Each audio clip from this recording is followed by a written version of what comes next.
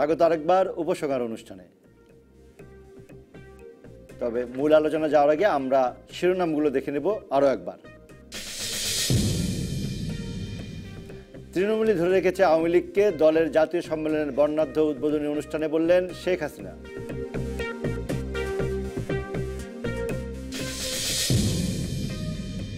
সারাদিনই উৎসবের মেজাজে জাতীয় সম্মেলন, কোনো ষড়যন্ত্রই আওয়ামী লীগকে ধ্বংস করতে পারবে না বললেন দলটির নেতারা।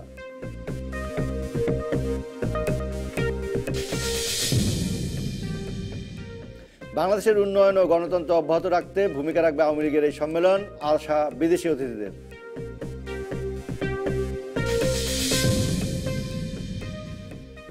চট্টগ্রাম টেস্টে ইংল্যান্ডের বিপক্ষে চাপে পড়ল বাংলাদেশ, ক্যারিয়ারে 15 বার 5 উইকেট পেলেন সাকিব আল হাসান।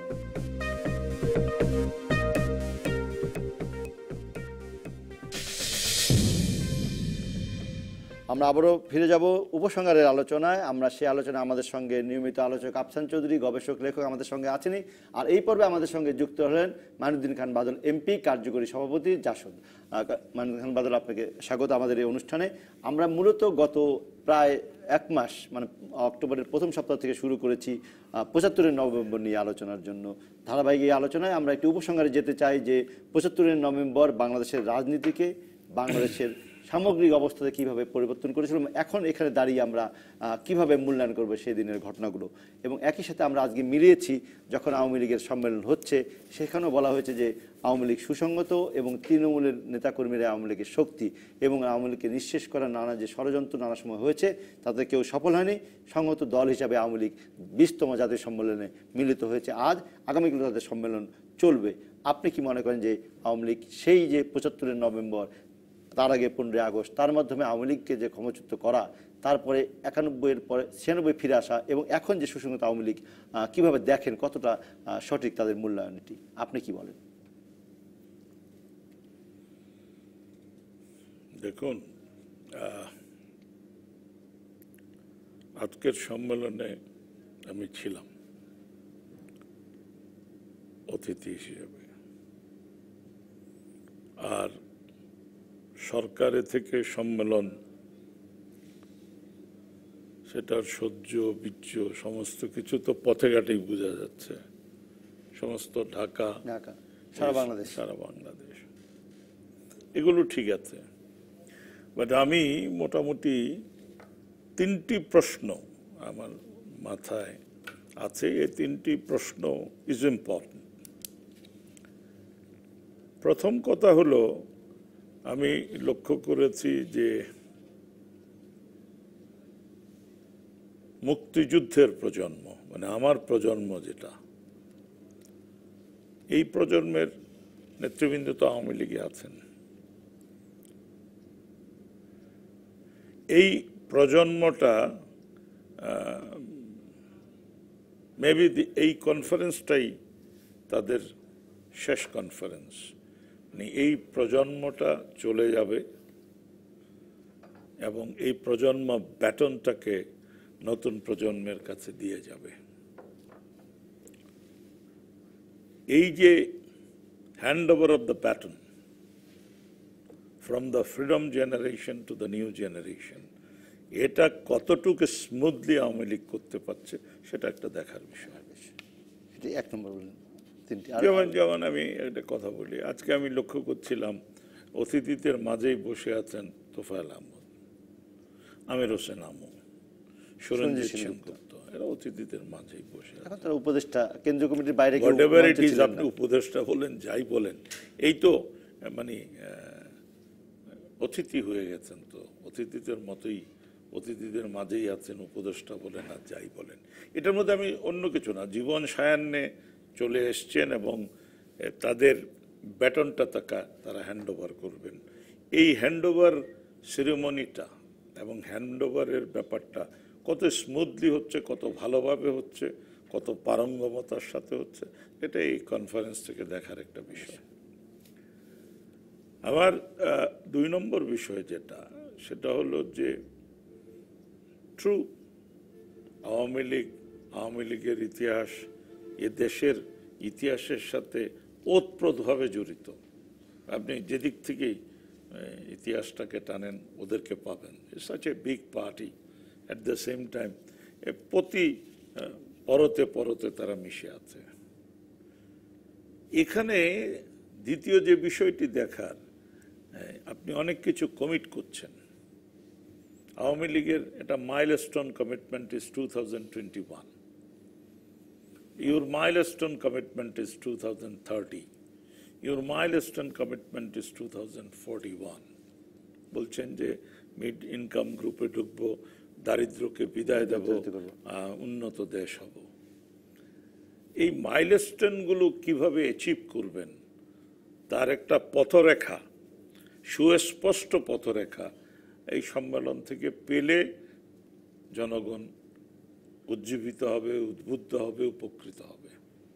আমরা সেটির দিকে লক্ষ্য রাখছি। অ্যান্ড লাস্ট, থার্ড ওয়ান, এই সম্মেলনটার মাঝখানে কিন্তু নেত্রীর মুখ থেকেও একটি কথা এসছে, আমি খুব টেলিভিশনে ওইটাকে হাইলাইট করতে দেখিনি। উনি বলেছেন যে গণতন্ত্রকে আরো দৃঢ়মূলে প্রথিত করা, গণতন্ত্রের যাত্রা আরো সুগম সহজ করা, এটাও এই কনফারেন্সের একটা উদ্দেশ্য হবে।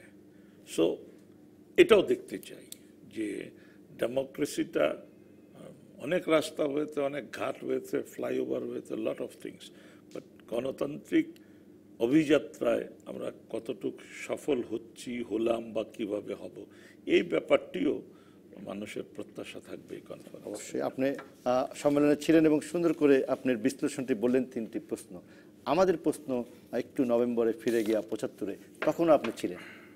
ছিলাম। সেই নভেম্বর অভ্যুত্থান, পাল্টা অভ্যুত্থান, দেশের রাজনীতি পরিবর্তন হয়ে গেল এক রকমের মৌলিক, সেটিকে কিভাবে মূল্যায়ন করেন এখন? শুনেন, আমার মূল্যায়ন তো একটা আছেই। আমার মূল্যায়নটা যেহেতু আমি ওখানকার গবেষক না, আমি পার্টিসিপেন্ট, অবশ্যই, সুতরাং পার্টিসিপেন্ট হিসাবে আমার মূল্যায়ন এক পেশে হতে পারে, আমার মূল্যায়ন এক দেশদর্শী হতে পারে। মূল্যায়নের ব্যাপারটি ওনারা করবেন। এই ব্যাপারটি নিয়ে আমি একটি কথা বলি। এই 72 থেকে 75-এর এই পর্ব নিয়ে বহু বিতর্ক হয়েছে, আপনাদের জানা মতে সংসদও হয়েছে। তো সংসদের বিতর্কে আমি একটি কথা বলেছি যে আপনারা যদি বিতর্কটি চান যে 72 থেকে 75, যেটার মধ্যে আপনার এই এপিসোডও চলে আসে, এই সময়কালটা নিয়ে যদি আপনারা বিতর্ক করতে চান, then who is right and who is wrong, history will decide. ওটা ইতিহাসের কাছে ছেড়ে, সেই জন্য তো বারবার আলোচনা করতে হবে। বলছি ওটা ইতিহাসের কাছে ছেড়ে দেন। আর যদি মনে করেন যে আপনারা সংসদে আলোচনা করবেন, so be it, open the Pandora's box, তাহলে তো অনেক কথাই আছে। আপনি বলছেন যে জাতীয় সমাজতান্ত্রিক দল তার গণবাহিনী হাজার হাজার মানুষ হত্যা করেছে। যাই হোক, আমাদের দেশে হাজারের হিসাব টিসাবগুলোতে গোলমাল আছে। হাজারের হিসাবে ৯,৯৯৯ কিনা, হাজারে হাজার মানুষ মেরেছে। আমি উত্তর দিলাম যে এটাও মনে রাখবেন, হাজার হাজার জাসদের কর্মীরাও মারা গেছে, তারা বজ্রপাতে মারা যায়নি। সো আমার কথা হলো যে এখন তো একসাথে আছি, একটাই জোট করি। সো তারপরও যদি মনে করেন যে এই বিষয়গুলো নিয়ে মানে করবেন, আলোচনা করবেন, অস্বস্তি লাগে না কখনো? অস্বস্তির কিচ্ছু না। আমি বলি যে আপনি আলোচনা করবেন, then the first condition will be you have to have a good stomach to swallow the criticism. আপনার যদি সেই স্টমাকটা তৈরি না হয়, বদহজম হবে। তখন কিন্তু এই যে আলোচনা করছেন, এই আলোচনাটা সমস্যার সৃষ্টি করতে পারে। আফসান ভাই ধরেন কোনো কমেন্ট করলো, he will say the way I am seeing it, the way I am looking at it, আমি মন্তব্য করেছি, কিন্তু আমার মন্তব্য হজম করা আপনার জন্য কঠিন হবে। আমরা দেখি নানা বইপত্র পড়ে বা যতটুকু দেখার চেষ্টা করছি যে 3রা নভেম্বরের যে অভ্যুত্থান খালেদ মোশাররফের নেতৃত্বে, এটির ব্যাপারেও কর্নেল তাহেরের সাথে তাদের কথা হয়েছিল। আপনার কিছু মনে পড়ে? একটা কথা বলি, কথাটা এইভাবে বললেই ভালো বোঝা যাবে। সেটা হলো যে ৭৫-এর 15ই আগস্ট, ৭৫-এর 15ই আগস্ট ইজ বেসিক্যালি এ ওয়াটারশেড।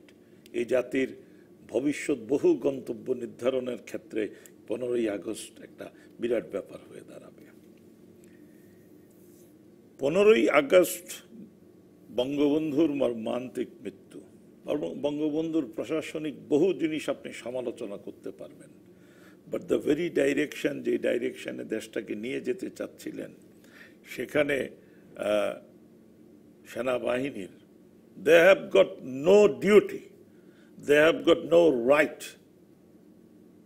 এই যে ঘটনাটা ঘটিয়েছে, সেনাবাহিনীর কিছু wrong rotter having support from Ziaur Rahman, quote unquote, যেটা আদালত বলছে। তো সেই যে জায়গাটি, সেই জায়গাটিতে আমার একটা বেসিক প্রশ্ন হলো যে ধরে নিলাম কথার কারণে যে বঙ্গবন্ধু একজন স্বৈরাচারী, তো আপনি তাকে মেরে ফেলেছেন, কিন্তু আপনি তার স্ত্রীর গায়ে হাত দিলেন কেন? তার পুত্রবধূদের গায়ে হাত দিলেন কেন? তার নাবালক সন্তানের গায়ে হাত দিলেন কেন? ইভেন তার 2 সন্তান যারা সামরিক বাহিনীতে ছিল, তারাও রেসিস্ট করেছে, এরকম কোনো উদাহরণ নাই। আপনি নির্বংশ করার প্রক্রিয়ার মধ্যে দিয়ে আপনার সিগনেচার দিয়েছেন। সিগনেচারটা কি দিচ্ছেন? সেটা হলো আপনি মুজিবকে হত্যা করছেন না, আপনি হত্যা করছেন ইতিহাসের একটা গতিধারাকে, একটা পার্টিকুলার আদর্শকে। আপনি স্রোতটাই ঘুরিয়ে দিতে চাচ্ছেন। সুতরাং আপনি একটা মানুষ হত্যা করেননি। হি ওয়াজ আ সিম্বল অফ ইন্ডিপেন্ডেন্স, আপনি সেটাকে হত্যা করতে। কখনো মনে হয় না এখন, এবং এটার সাথে সাথে এটাও বলি, সেটার প্রমাণ কি? প্রমাণ হলো আপনি মুজিব, আপনার কথায় মুজিব স্বৈরাচারী আপনি হত্যা করেছেন। তাই যদি হয়, why you are changing his course? Who has given you the right to change the course of history? Mujib স্বৈরাচারী এই কথা কর্নেল মেজর ফারুক, রশিদ যারা খুন করেছেন, বঙ্গবন্ধুকে হত্যা করেছেন, তারা যতটুকু না বলেছে তার থেকে তো বেশি বলেছে তখন জাসদ। 100 বার আমরা বলেছি। তো সেই বলাতে আমরা কি করতে চেয়েছি? সেই বলাতে আমরা প্রতিবাদ করতে চেয়েছি, সে বলাতে গণতান্ত্রিক আন্দোলন করতে চেয়েছি। আপনার এই প্রশ্নটা করার সময় আপনাকে স্মরণ রাখতে হবে, জাসদ যখন 72-এ জন্ম নিলাম, আমরা কি সশস্ত্র দল হিসেবে জন্ম নিয়েছি? তাহলে গণবাহিনী করলেন কেন? আমি বলছি গণবাহিনী কি 72-এ হয়েছে? তারপরে হলো কেন? আপনার তো তাহলে 73-এ, এই যে সেই প্রশ্নটা তখন গবেষকদের কাছে যাবেন। 73-এ তো নির্বাচন হয়েছিল, সেই নির্বাচনটি কি করেছেন আনেন আপনি? তার জন্য I want all the documents of 1973 election. আপনারা পারবেন না হজম করতে। আপনি সেজন্য বললাম আমরা তো 73-এ নির্বাচন করেছিলাম। যদি আজকে ইতিহাস বলে 5টা 6টা বিরোধী বক্তব্য সহ্য করার স্টমাক নাই, তো আপনি কি বলবেন? আমি ওনার কাছে যাওয়ার জন্যই কথাগুলো বললাম। সুতরাং আমরা 73-এ নির্বাচন করেছিলাম, পরবর্তীত পরিস্থিতিতে আমরা ঘোষণা দিয়ে গেছি। আমি বলছি না যে we did the right job, but 74-এর 17ই মার্চে আমাদের গণতান্ত্রিক প্রটেস্ট গুলিবিদ্ধ হওয়ার পরে, আমি মুক্তিযুদ্ধে যেমন গুলি খেয়েছি, আমি 74-ও গুলি খেয়েছি, গুলি এখনো নিয়ে মানে বহন করেন, গুলি যেমন বহন করেন, স্মৃতিও তো বহন করেন। সুতরাং আমি সেখানে বলবো 17ই মার্চের পরবর্তী পর্যায়ে গিয়ে we have taken up arms, right করেছি, রং করেছি, ইতিহাস সিদ্ধান্ত দেবে। সুতরাং এই ঐতিহাসিক প্রক্রিয়ায় অত্যন্ত তারস্বরে দায় দায়িত্ব নিয়ে একটা কথা বলি, আমরা মুজিবের পতন চেয়েছি, বাট যে নির্মম হত্যাকাণ্ড সংগঠিত হয়েছে তার সাথে জাসদের কোনো সম্পর্ক। একজন দর্শক আছেন সংযোগে, যদি আপনার প্রশ্নটা করেন।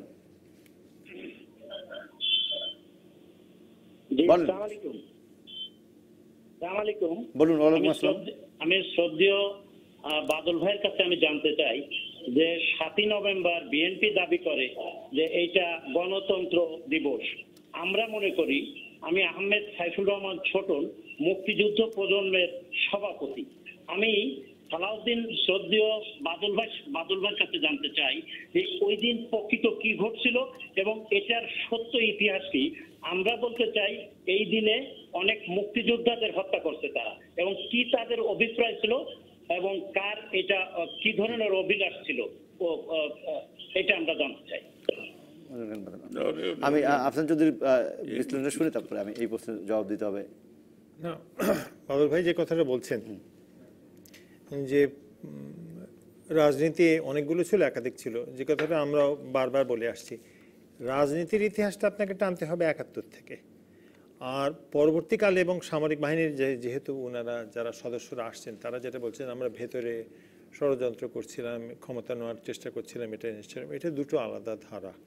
আমার মনে হয় প্রতিবাদ করার অধিকার রাজনীতিতে থাকে, প্রতিবাদ করে সরিয়ে দেওয়ার অধিকারও রাজনীতিতে থাকে, হত্যা করার অধিকার থাকে না। এই জিনিসটা আমাদেরকে স্মরণ রেখে বিশ্লেষণটা করা দরকার। এটাতে হলে আমাদের পক্ষে বোঝা সম্ভব যে রাজনীতিটার ভূমিটা কি ছিল। দর্শকের যে প্রশ্নটা যদি মানিউদ্দিন খান বাদল বলেন। প্রথম কথা হলো যে ৭ই নভেম্বর কি হয়েছিল সেগুলো তো বহু ডকুমেন্টস আছে, সেটার জন্য আমার নতুন করে কিছু বলার নেই। সেটা হলো যে ৩রা নভেম্বর থেকে ৭ই নভেম্বর পর্যন্ত প্রতিদিনের ঘটনা আর্কাইভস থেকে বের করেন একটা অস্পষ্ট সময়, এবং ওই সিচুয়েশনে এমন পরিস্থিতি ছিল আজকে কালকে সেই, এই হতে যাচ্ছে ওই হতে যাচ্ছে, এবং সমস্ত বাংলাদেশ একটা গুজবের বাংলাদেশ। সেই পরিস্থিতিতে দলগতভাবে আমরা মনে করেছি যে এই পরিস্থিতি যদি এভাবে প্রবাহমান থাকে তাহলে বাংলাদেশ তীব্র সংকটের সম্মুখীন হবে।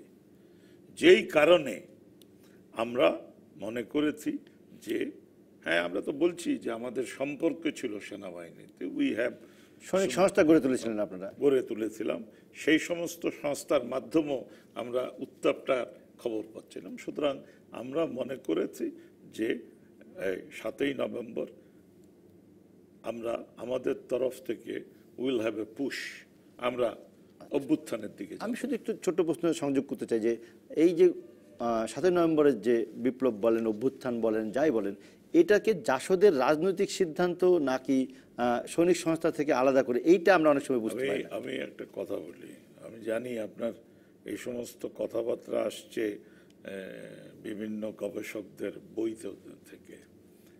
ব্যাপারটি হলো জাসদ ৬ই নভেম্বর রাত্রে বসেছে, সেটা জাসদের একদম অ্যাপেক্স বডি বসেছে।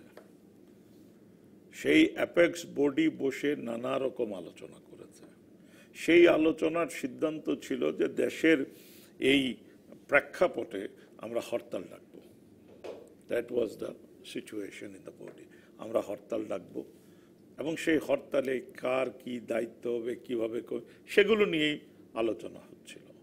তো সেই বডির একজন সদস্য ছিলেন কর্নেল তাহের, তিনি অনুপস্থিত ছিলেন সেই মুহূর্তে, কিন্তু এই আলোচনার আরেকটি পর্যায়ে এসে উনি উপস্থিত হন।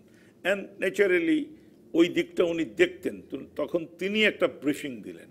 তার ব্রিফিংয়ে যেটা আসলো যে আপনি হরতাল টরতাল করবেন, হু কেয়ার্স ফর হরতাল, হরতাল পর্যন্ত ঘটনা যাবে না, হরতাল পর্যন্ত যাবে না, কি হবে বলে, মানে ক্যান্টনমেন্টের পরিস্থিতিটি এমন উত্তপ্ত যে আজ রাতেই ঘটনা ঘটে যাবে, এবং situation is almost like this that I cannot control it now. If I say no, এরকম ঘটনা ব্যাপার না, এটা একটা এইরকম পরিপ্রেক্ষিত জন্ম নিয়েছে। এখন এটা very important question, again this question to the history.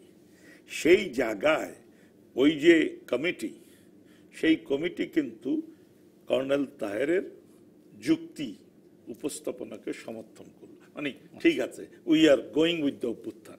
এখন হিস্ট্রি উইল ডিসাইড এই যাওয়াটা, এই দলটার ইনফ্যান্টাইল ডিসঅর্ডার, তাদের চিন্তার দন্যতা, তাদের বুদ্ধির দন্যতা, তাদের সংগঠনের সমস্ত প্রস্তুতি তারা বিবেচনা করেছে, এগুলো বহু কিছু আলোচিত হতে পারে। বাট উনি যেটা প্রশ্ন করেছেন, কি ঘটেছিল, ওই দলটা সিদ্ধান্ত নিয়েছে আমরা অভ্যুত্থানে যাচ্ছি। এখন এই দলটা এই অভ্যুত্থানে যাচ্ছে যখন চিন্তা করছে, তখন এটাও চিন্তা করেছে যে colonel Taher basically war hero হলো তিনি সামরিক বাহিনীর বাইরে ছিলেন তখন। হ্যাঁ হ্যাঁ, তখন বাইরে ছিলেন। তো তখন তিনি এটাও ধারণা দিয়েছেন যে সামরিক বাহিনীর জিয়াউর রহমান সাহেব আমাদের ভালো বন্ধু, তিনি আমাদের পক্ষে থাকবেন, তিনি পক্ষে থাকবেন, and he has got a say in সেনাবাহিনী বিকজ হি ইজ সার্ভিং। সুতরাং এটা বোধহয় জানা আছে আপনাদের, জিয়াউর রহমানকে ওই আমাদের সৈনিক সংস্থার লোকরাই কিন্তু তার বাড়ি থেকে মুক্ত করে আনে, এনে সেকেন্ড ফিল্ড আর্টিলারিতে যেখানে কর্নেল তাহের আমরা ছিল। এই প্রশ্নটিতে একটু থামবো, কারণ আমরা জানি যে ওই যে মিটিংয়ের কথা আপনি বলছেন সেখানে অন্য যারা রাজনৈতিক নেতারা ছিলেন তাদের কারোর সাথে কিন্তু জিয়াউর রহমানের কোনো সংযোগ বা পরিচয় সেভাবে ছিল না, এবং ডক্টর আখলাকুর রহমান এই পদক্ষেপের বিরোধিতা করেছিলেন বলেও কোথাও কোথাও আমরা পাই। আমি নিশ্চয়ই আপনি বলবেন, তবে তার আগে আমরা বিরতিতে যাব, বিরতির পরে এসে আপনি বিস্তারিত বলবেন। দর্শক আপনাদের সঙ্গে থাকুন। মনিউদ্দিন খান বাদল আমাদের জানাচ্ছেন নভেম্বরের সেই দিনগুলির কথা এবং তখনকার বিশ্লেষণ এখনকার সাথে মিলিয়ে। আমাদের সঙ্গেই থাকুন।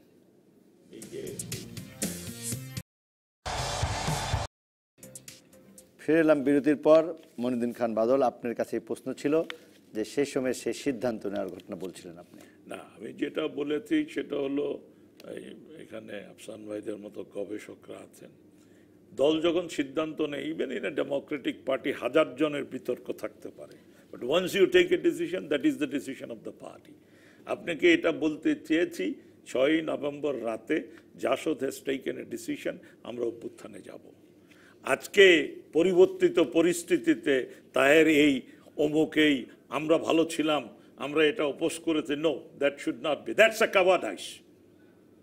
সেটা ভীরুতা এবং কাপুরুষতা, আমি এটাকে ঘৃণা করি। আমি মনে করি যেটা করেছি, আই স্ট্যান্ড টু দ্যাট। আমাকে ইতিহাস যদি মনে করে যে দ্যাট ইজ অ্যাবসলিউটলি এ খারাপ ভুল সিদ্ধান্ত, ভুল যে সিদ্ধান্ত ভুল, ইতিহাস যদি কঠিন সিদ্ধান্ত নেই। আপনাদের মনে আছে যে মনকাডা দুর্গ আক্রমণের পরে যখন বিচার হচ্ছিল ফিডেল ক্যাস্ট্রো, তার বিচারে সে নিজের পক্ষেই আত্মসমর্পণ করে তার ঐতিহাসিক বক্তৃতার একটা জায়গা বলেছিল যে হিস্ট্রি উইল অ্যাবসলভ মি, মানে আমি যা করেছি, আমি ঠিক করেছি বেঠিক করেছি, যা করেছি ইতিহাস সিদ্ধান্ত নেবে। সো এইটা তো আরো ইনডেপথ গবেষণা করেন। হি ইজ ভেরি কারেক্টলি বলেছে আপনাকে 71 থেকে টেনে আনতে হবে। The promises and the commitment of your war of liberation রাখেন, then your steps। আপনি অত্যন্ত সাত্ত্বিকতার সাথে একটা শাসনতন্ত্র দিয়েছেন, আপনার একটা লং লিগেসি অফ ইলেকশন আছে। আপনি 73-এর ইলেকশন কি হয়েছে, কেন এরকম হলো সেটা দেখেন। ডিসইলুশনমেন্ট অফ দ্য ইয়াথ কেন হলো সেটা দেখেন। সেটা দেখে জাসদের মতো একটা পার্টিতে লক্ষ লক্ষ লোক এসছে, আপনি খুব সোজা ব্যাখ্যা করলেন সবগুলো হলো জামাত টামাত পরাজিত, শত্রু ঢুকে গেছে। আপনি ওই সময়ের যে ইয়াতের মধ্যে যে ফারভার, তার যে কোয়েশ্চেন, তার যে ক্রাই, এক কথায় ওমিট করে দিলেন। আপনি ওই সময়ের বিশ্ব প্রেক্ষাপটটা পর্যন্ত মাথায় নিলেন না যে দ্যাট ইজ দ্য পিরিয়ড 70-এ যখন অ্যাঞ্জেলা ডেভিস, তারিক আলী, দানিয়েল কাহান, বেনেডিক্টদের মতো ইয়েরা এক একটা দেশ কাঁপাচ্ছে তখন, মানে ইয়াত movement, uprising of the 70s। তা আপনি সেই সব কিছুর বিবেচনায় নিয়ে দ্য ক্রাই, যুদ্ধক্ষেত্র থেকে ফিরে আসা একটা তরুণের প্রত্যাশা, সেই প্রত্যাশাগুলো বিবেচনায় নিয়ে এসে আপনি উপনীত হতে পারবেন যে জাসদের মতো opposition, why they have taken up arms. এক, এবং সেখান থেকে আপনি বিবেচনায় যাবেন যে ওই যে 7ই নভেম্বর বললেন, তখন তো আর বঙ্গবন্ধু নেই। এই 7ই নভেম্বর 7 তারিখে 4 জাতীয় নেতাও নেই। এই জায়গায় একটা কথা খেয়াল রাখবেন, আদালতে কিন্তু এই ব্যাপারটা নিয়ে বহু মামলা টামলা হয়েছে, আদালতের রায় আছে। আমি আপনাকে কৌশলও এড়িয়ে যেতে পারতাম এত কথা না বলে। আমি বলতাম আমি এরোবার লোক না, আমি সেই জন্য বলছি, আমি তো বলতে পারতাম যে আদালতে দেখেন আমি কোথায় আছি, সেই জন্য আমন্ত্রণ এবং সেই জন্য কথা বলা। আপনি আদালত যদি আমাকে কিছু বলে, আদালত তো বলেছে ঠান্ডা মাথার খুনি, আমাকে তো বলে নাই। যাকে বলেছে তাকে ধরেন, তার দলকে ধরেন বা যারা আছে। সো আমি যেটা বলছি যে আমি এই জিনিসটা দর্শক শ্রোতাদের বলবো, এটা একটা অত্যন্ত কঠিন সময় ছিল। জাতির পিতা মারা গেছেন রক্তাক্ত হয়ে, এই রক্তাপ্লুত ইতিহাস সমস্ত বাংলাদেশের প্রেক্ষাপট পরিবর্তন করে দিয়েছে। এবং সেই কারণে যে প্রশ্নটা আমি আজও যদি প্রশ্নটা এখন যদি তুলি, এখনকার কনটেক্সটে, আপনার যে মুক্তিযুদ্ধের চেতনা, যে চেতনায় আমি বিশ্বাস করি, যে চেতনায় উনি বিশ্বাস করেন, তা আপনার দেশের 30 to 40% ভোটার তো সেটা বিশ্বাস করে না, করে না। ভোট দেন কালকে, দেখবেন করে না। সবচেয়ে অদ্ভুত দুঃখজনক যেটা, শুধু বিশ্বাস করে না তাই না, তারা প্যাশনেটলি মনে করে সে যেটা বিশ্বাস করে that is correct. Now my question is, এই 30-40% লোক যা আছে কি করবেন আপনি? হারাগিরি করবেন না ওই কাম্পুচিয়ার মতো সব গলা কেটে ফেলবেন? কি করবেন? এইটা তো ভবিষ্যতের প্রশ্ন, সেই জন্য তো আলোচনা, সেটা ভবিষ্যতের প্রশ্ন। How you handle them. সেই জন্য 41 বছর পরেও আমরা 75 নভেম্বর নিয়ে কথা বলছি। তাইলে সেই কথাটা যদি বলেন তাহলে আমি কনক্লুড করব, বঙ্গবন্ধু মুজিবকে হত্যার মাধ্যমে ওরা ইতিহাসের পট পরিবর্তন করতে চেয়েছে, ইতিহাসের যাত্রাপথকে পরিবর্তন করতে চেয়েছে। এবং সেটার কারেক্ট রিফ্লেকশন পাবেন কোথায়? আরে উনাকে হত্যা করেছেন এক কথা, আপনি বাংলাদেশ বেতারের নাম রেডিও বাংলাদেশ করলেন কেন? ওইটার কনসেপ্টটা কি? আপনি বিভিন্ন স্লোগান চেঞ্জ করছেন কেন? ওইটার কনসেপ্ট ওইখানে। আপনার মতন এমন প্রশ্ন দর্শকরাও করতে চান। দর্শক আপনি বলুন আপনার প্রশ্নটা কি আছেন, যিনি আছেন আমাদের সংযোগে। হ্যালো, আসসালামু আলাইকুম। ওয়ালাইকুম আসসালাম, বলুন। জি, আমি আমিনুল ইসলাম দিনাজপুর থেকে বলছিলাম। জি বলুন। আমার প্রশ্ন হচ্ছে মনিউদ্দিন খান বাদল সাহেবের কাছে, যে উনি বললেন যে তারা বঙ্গবন্ধুর প্রথম যে ছিলেন, জি তাদের উদ্দেশ্য না, তাহলে তারা গণবাহিনী গঠন করছিল কি দেশে বিশৃঙ্খলা সৃষ্টি করার জন্য? কি করার জন্য না, আপনি গণবাহিনী তারা কেন গঠন করলেন? পতন করলে পতন তো রাজনৈতিকভাবে করবেন আপনারা, কিন্তু আরেকটি সামরিক শাখা কেন করতে হলো? তার কারণ হলো তখনকার যে পরিস্থিতি, সেই পরিস্থিতিতে গণতান্ত্রিক আন্দোলনটা প্রবাহিত করার অবস্থা ছিল না। সেই জন্যই তো বলি সমস্ত প্রেক্ষাপট নিয়ে আপনাকে আলোচনা করতে হবে। আপনি রক্ষী বাহিনী দিয়ে প্রতিদিন আমার গায়ে হামলা করবেন, তো আমি কি করবো? আইন শৃঙ্খলা বাহিনী একটি আছে, আপনারা আইন শৃঙ্খলা বিরোধী কাজ করবেন, আইন শৃঙ্খলা বাহিনী কি সেই কাজের ব্যবস্থা নেবে না? আমি আপনার প্রশ্নটাকে উল্টে বলবো, আমি প্রতিবাদ করব আপনার আইন শৃঙ্খলা বাহিনী আমাকে। প্রতিবাদ মানে তো সংসদ সদস্যকে হত্যা করে না। সংসদ সদস্যকে হত্যা করা যে প্রশ্নটি আনছেন, তাহলে সেটার থানায় আক্রমণ করা না। থানায় আক্রমণ তো আমরা বলছি যে থানায় আক্রমণ করা না। এইটা যদি বলেন তাহলে যদি আমি পাল্টা প্রশ্ন করি, সেজন্য বলছি ডোন্ট পোক মি ইনটু দিস। আমি পাল্টা প্রশ্ন করি, আপনার ক্যান্ডিডেট নির্বাচিত হয়ে গেছে, তাকে আনডিক্লেয়ার করলেন, সেটার বিরুদ্ধে আপনি গণতান্ত্রিক আন্দোলন করবেন, তখন আপনি বলেন গণতান্ত্রিক আন্দোলনে যাবেন। গণতান্ত্রিক আন্দোলন আপনি করতে দিচ্ছেন না, আপনি গলা টিপছেন।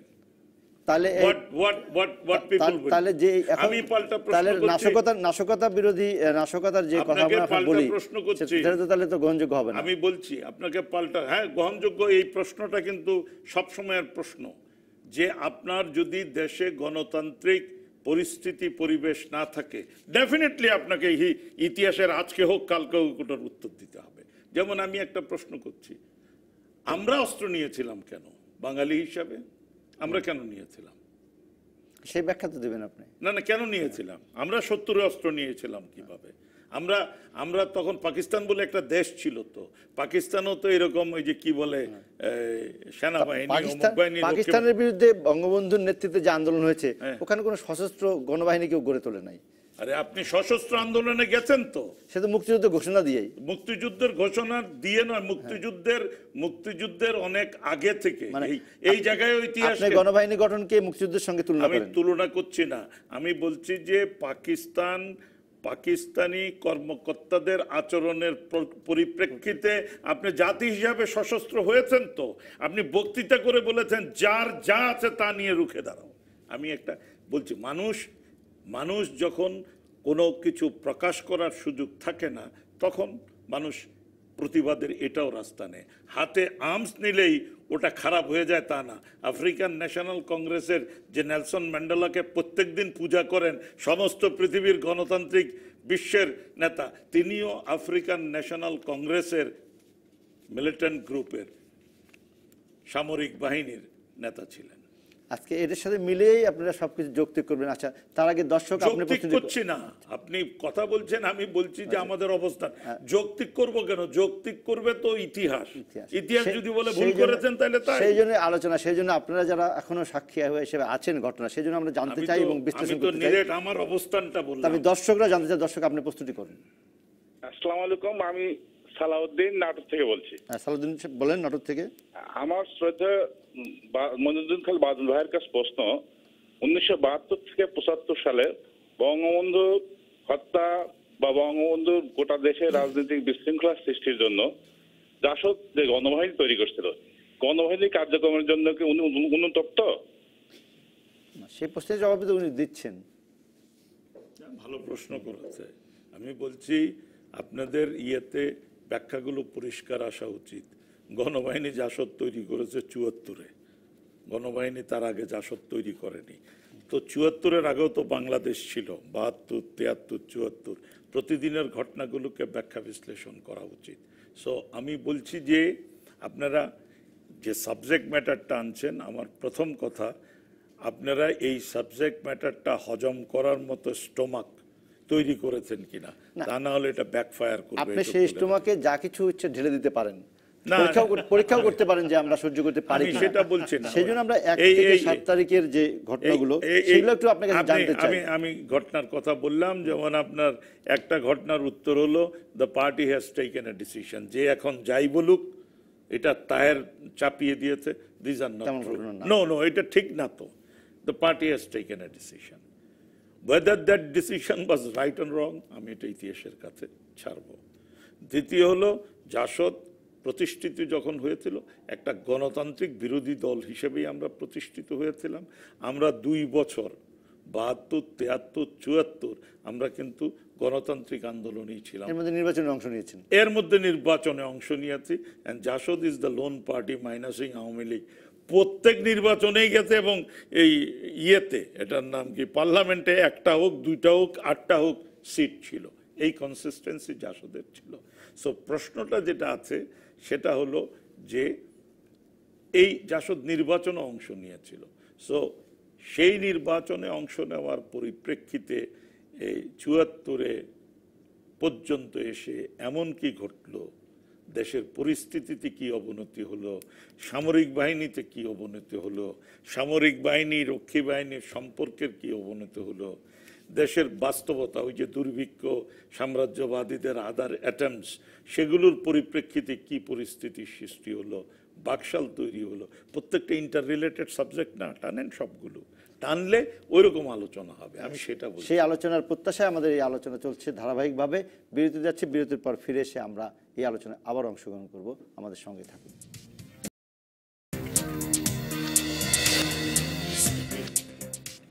দর্শক, আমরা আলোচনায় ফিরে এলাম বিরতির পরে। মনিরুদ্দিন খান বাদল যে কথাগুলো বললো, আফসান চৌধুরী আপনার কাছে জানতে চাই যে এখন উনি যে অবস্থানে দাঁড়িয়ে কথা বলছেন যে ইতিহাসের কাছে আমরা ছেড়ে দেব সবটা, কিন্তু সেই ইতিহাস রচনা করার জন্য তো আরও আলোচনা করা দরকার। আপনার কাছে কেমন মনে হয় সেটি? অবশ্যই ইতিহাসের বিষয়টা হচ্ছে আলোচনা করা, ইতিহাসের তথ্য বিশ্লেষণ করা। আমার মনে হয় যখন ইতিহাস চর্চা করতে যায় আমাদের দেশে, যেহেতু ইতিহাসের আমি গবেষক, আমার মনে হয় ইতিহাসবিদরাও নিজেরাও অবস্থানটাকে সবল করার জন্য করে, যে নির্মোহ অবস্থান থেকে তাদের অবস্থানটা মানে ঘটনাগুলো দেখা দরকার, সেটা দেখতে চায় না। কেন দেখতে চায় না? একদিক থেকে আছে তারা বোধহয় চাপ একটা অনুভব করে যে না, এটা লিখলে হয়তো অসুবিধা হতে পারে, এইটা লিখলে আমার সুবিধা চলে যেতে পারে। অন্য যে জিনিসটা হয়েছে যে আমাদের দেশে যে চর্চার যে স্বাধীনতা, এই স্বাধীনতা কিছুটা হলো সীমিত। এটা আমাদের সাংস্কৃতিকভাবে আমরা পক্ষ নিয়ে চর্চা করতে, ইতিহাস চর্চা করতে পছন্দ করি, হ্যাঁ অভ্যস্ত হয়ে গেছি। এর ফলে আমাদের ওই বিশ্লেষণটা আসছে না। বাদল ভাই যে কয়েকটা কথা বলছিল যে 71, 72, 73-এর নির্বাচন, এমার্জেন্সি, বাকশাল, মার্চ, প্রত্যেকটাই কিন্তু একটার সঙ্গে একটা যুক্ত। কিন্তু ওই নির্বাচন বিশ্লেষণটা, আমি যেহেতু এটা নিয়ে কিছুদিন হলো গবেষণা করছি, আমি দেখতে পাই না যোগাযোগটা মিলিয়ে এই ধারাবাহিক বিশ্লেষণটা হচ্ছে না। আমি নিজেও করতে চাইনি, কিন্তু বস্তুতপক্ষে আমার করার ইচ্ছা নেই। তো এখন মনে হচ্ছে যে কিন্তু হয়তো যোগাযোগটা করা দরকার, একটু দেখাটা দরকার। সেই বিশ্লেষণের জন্য কিন্তু আমাদের এই ধারাবাহিক আলোচনা। আমি মনিরুদ্দিন খান বাদলের কাছে ফিরবো। ৭ তারিখের অভ্যুত্থান ব্যর্থ হওয়া বা সফল হওয়া, বা তার সঙ্গে কর্নেল তাহেরের যে বিচার জিয়াউর রহমান করলেন, সেখানে দাঁড়িয়ে আপনারা কখনো এটার মূল্যায়ন করেছেন কিনা যে আপনাদের কৌশলগতভাবে কোনো ভুল ছিল, বা সঠিক জায়গায় আপনারা পৌঁছতে পারেন নাই নিজেদের কোনো ভুলের কারণে? কখনো এটা কোনো প্রশ্ন হলো? কৌশলগত ভুল না করলে তো আমরা ক্ষমতায় থাকতাম। আপনি আজকে আমাকে প্রশ্ন করার সুযোগ পাইতেন না। শোনেন, কথা হলো আমাদের বিবেচনায় ভুল ছিল বলেই তো এটা ব্যর্থ হয়েছে, খুব পরিষ্কার।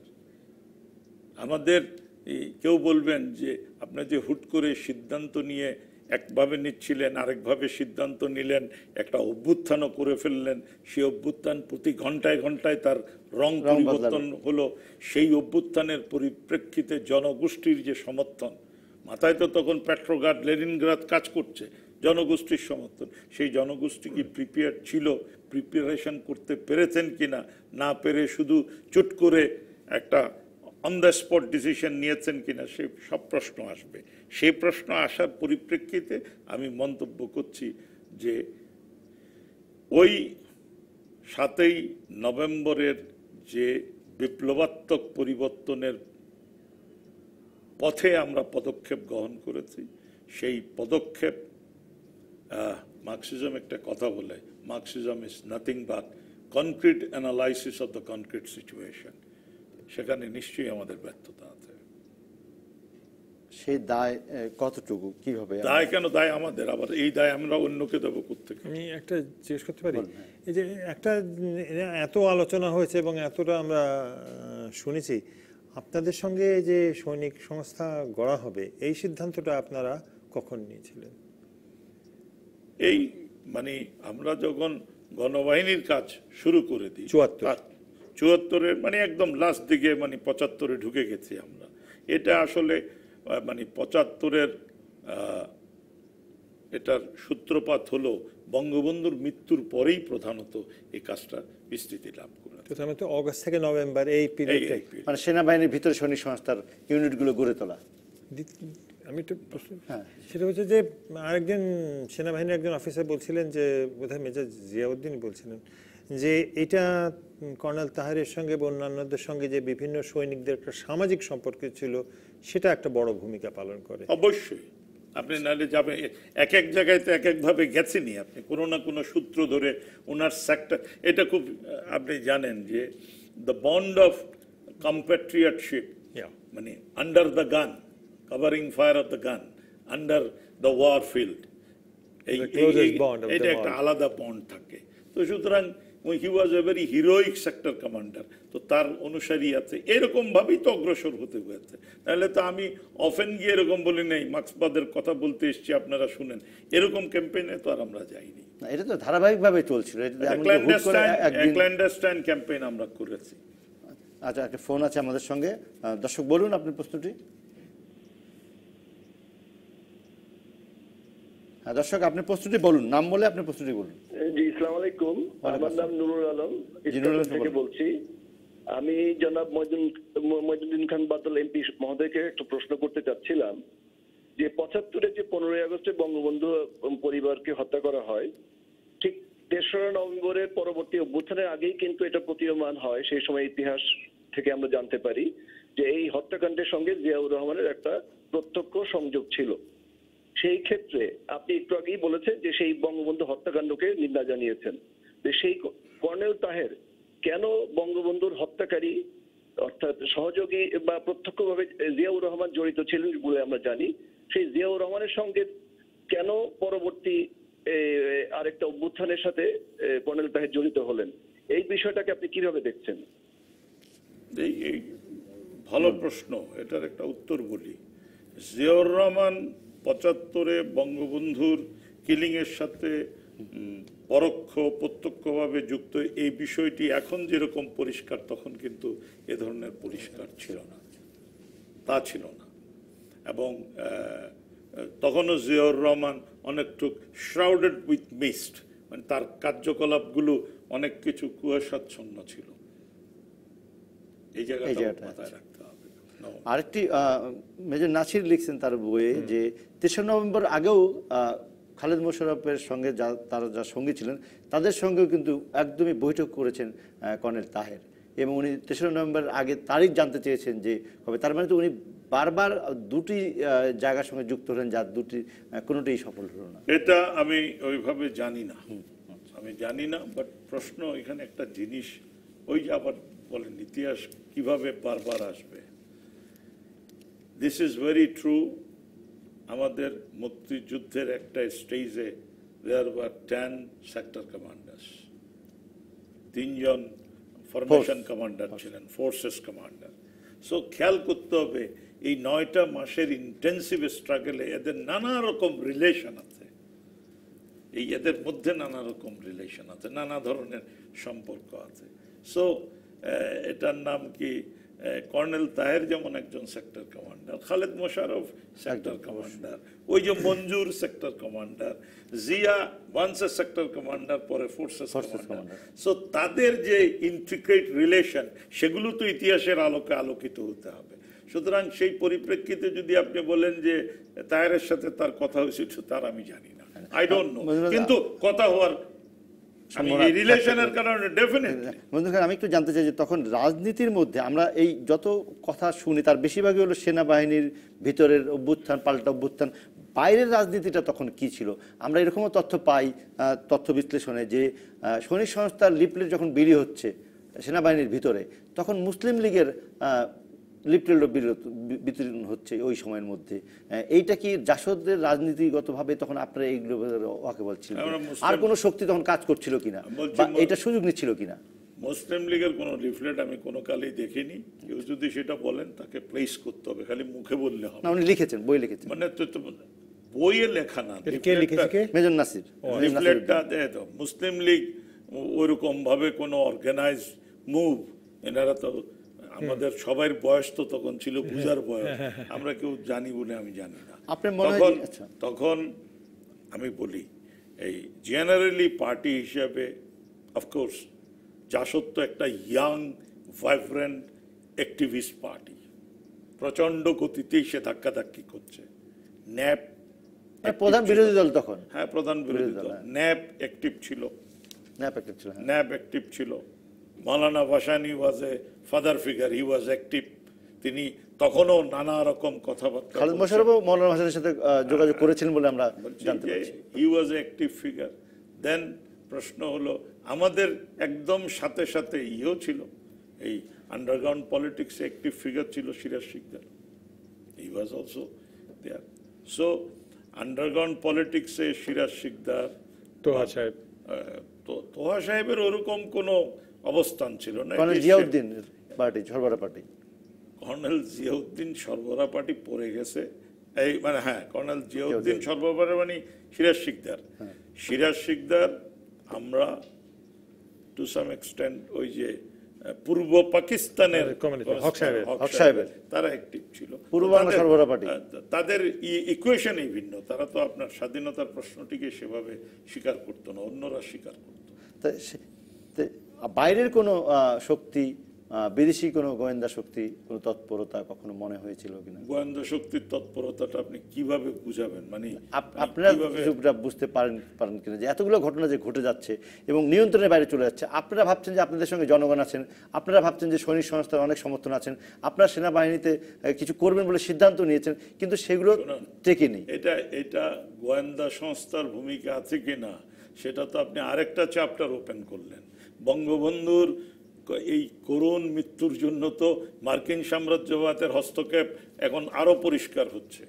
যখন দুর্ভিক্ষ সিচুয়েশনটা হয়েছে তখন এই মহৎ ব্যক্তিটি তার সর্বস্ব দিয়ে, খাজানচিখানা খুলে দিয়ে, পয়সা দিয়ে যে ইয়ে খাদ্য কিনেছে, কিনেছেন। খাদ্য কিনেছে, ওই খাদ্যগুলো আসছে না, জাহাজ চলে যাচ্ছে সমুদ্র থেকে, it is coming from Colombo to Chittagong, মাঝ রাস্তায় চলে যাচ্ছে সিঙ্গাপুরের দিকে, বিভিন্ন দিকে। চক্রান্ত তো ছিলই। সেই চক্রান্তের অংশ হিসাবে কি ধরেন যখন আমরা দেখি যে খালেদ মোশাররফ অভ্যুত্থান করলেন, কিন্তু তাকে অন্তরীণ না করে সেই মুহূর্তেই তাকে যে হত্যা করা হলো, তখন তো সেনানিবাসের ভিতরে কর্নেল তাহেরও আছেন, জিয়াউর রহমান তখন মুক্ত হয়ে তার কর্তৃত্ব প্রতিষ্ঠা করেছেন। No no no, you are wrong. না, খালেদ মোশাররফ এই দায়টা তার খালেদ কোথায় গেল? মোশাররফ যখন হত্যা করা হচ্ছে তখন তাহের কোনো অবস্থাতেই সেনা ছাউনিতে না।